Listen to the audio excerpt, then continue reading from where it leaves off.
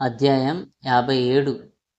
మరియు సమూయేలు పంపి అందరినీ సమకూర్చాడు. కాబట్టి నేను మీ రాజు ఎదుట నా ప్రభువైన మోషే చెప్పినట్లుగా మీ రాజు ఎదుట మీతో చెప్పుచున్నాను. దేవుని సేవకుడు అరణ్యంలో మీ పితరులతో ఇట్లనెను, నేను మీ నుండి ఏమీ తీసుకోలేదని, మీలో ఎవరికీ అన్యాయం చేయలేదని మీకు తెలుసు. ఆ సమయంలో కొందరు అబద్ధం చెప్పి మీరు తీసుకున్నారు, భూమి వారిని మింగేసింది అని అన్నారు. కాబట్టి యెహోవా శిక్షించండి. మీరు ప్రభువు ఎదుటను ఆయన అభిషిక్తుని ఎదుటను ప్రత్యుత్తరం ఇవ్వండి.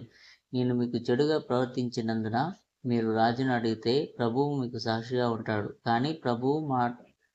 కానీ ఇప్పుడు ప్రభువు మాట నెరవేరితే నేను మరియు నా తండ్రి ఇంటి వారు స్వతంత్రులం. అప్పుడు ప్రజలు ఇలా జవాబిచ్చారు, మేము మీ సేవకులం, మాతో ఉన్న మా రాజు, ఎందుకంటే మేము ప్రవక్తచే తీర్పు తీర్చబడటానికి అర్హులం కాదు. కాబట్టి మేము ఇలా చెప్పాము, మాకు తీర్పు తీర్చడానికి ఒక రాజును నియమించుము. అప్పుడు జనులందరూ రాజును గొప్పగా ఏడ్చి ప్రవక్త అయిన సమూయేలు బ్రతికింపగా రాజు నియమించినప్పుడు వారు యెహోవాకు బలులు అర్పించిరి. తర్వాత సౌలు 1 సంవత్సరం ఫిలిష్తీయులతో యుద్ధం చేసిన తర్వాత యుద్ధం బహుగా జరిగెను.